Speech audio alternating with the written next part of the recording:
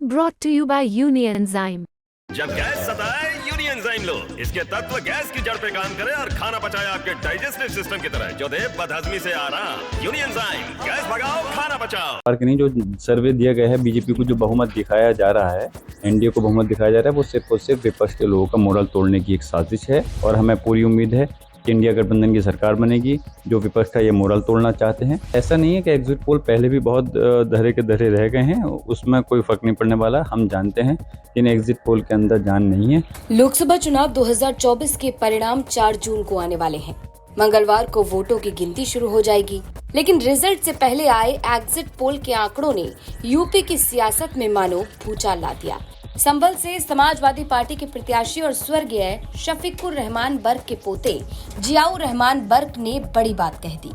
उत्तर प्रदेश में India today access माई India के सर्वे के अनुसार एनडीए गठबंधन को जबरदस्त सीटें मिल सकती हैं।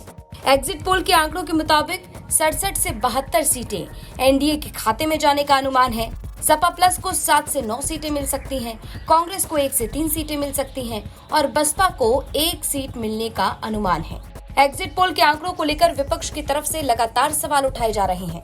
संभल से समाजवादी पार्टी के प्रत्याशी और स्वर्गीय शफीकुर रहमान बर्क के पोते जियाउर रहमान बर्क ने कहा कि ये विपक्ष का मॉरल तोड़ने के लिए बीजेपी की साजिश है। कोई भी एग्जिट पोल ऐसा नहीं है कि जिसने के 400 पार सीटें दिखाई हों बीजेपी की। सबसे पहली बात तो ये 400 पार की सीटें कोई भी एग्जिट पोल जो सर्वे है उसमें नहीं दिखाया है। और सेकंड दूसरी चीज़ ये है कि जो ये सर्वे दिए गए हैं 400 पार के नारे के, उसमें 400 पार के नहीं, जो सर्वे दिया गया है बीजेपी को जो बहुमत दिखाया जा रहा है, एनडीए को बहुमत दिखाया जा रहा है, वो सिर्फ और सिर्फ विपक्ष के लोगों का मोरल तोड़ने की एक साजिश है। और उसमें कहीं ना कहीं बीजेपी के लोगों का उसके अंदर पूरा वो रहा है, सपोर्ट रहा है उसमें। और जो जनता का समर्थन मिला है इंडिया गठबंधन को, वो इस चुनाव में इंशाल्लाह आने वाली 4 तारीख में साबित भी हो जाएगा।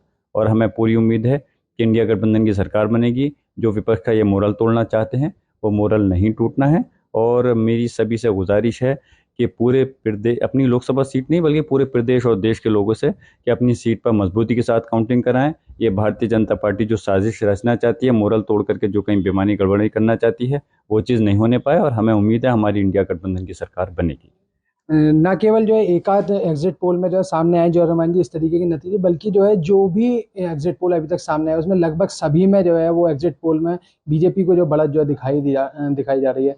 तो कैसे जो है कहा नकारा जा सकता है इन एग्जिट पोल को? देखिए, एग्जिट पोल का जो सर्वे होता है वो 30-35 हज़ार लोगों से एक लोकसभा सीट में, मतलब इनको वो कर करके जो शो करते हैं। अब इसके अंदर लाखों, एक लोकसभा सीट पे 19-20 लाख, उससे भी ज़्यादा के लोग वोटर्स हैं।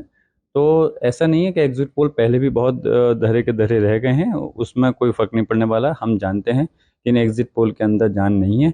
और हमें पूरी उम्मीद है कि हमारी बीजेपी की जो ये एग्जिट पोल हैं ये धरे रह जाएंगे। जो इंडिया गठबंधन की कल बैठक हुई थी उसमें भी इस बात को कहा गया है कि 295 के करीब सीटें हमारी आएंगी और सरकार इंडिया गठबंधन की बनेगी। जनता ने जो बहुत मजबूती के साथ में, मेरी लोकसभा सीट हो या दूसरी प्रदेश और देश की सीट हो, इंडिया गठबंधन को सभी वर्ग और बिरादरी के लोगों ने वोट दिया है।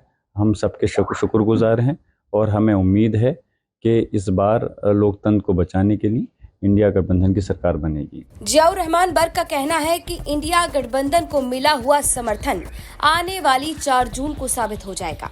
उन्होंने दावा किया कि देश में इंडिया गठबंधन की ही सरकार बनेगी।